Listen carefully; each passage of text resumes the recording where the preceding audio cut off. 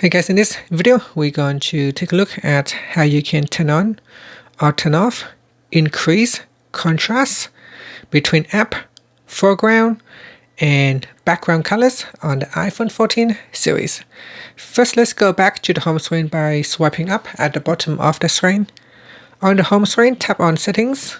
In settings, swipe up to go down and tap on accessibility.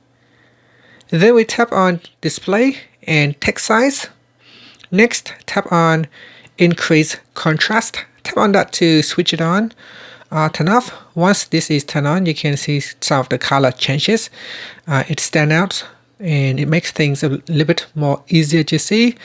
And it said increase color contrast between app, foreground and background colors. And after that, you can swipe up to go back to the home screen. Thank you for watching this video. Please subscribe to my channel for more videos.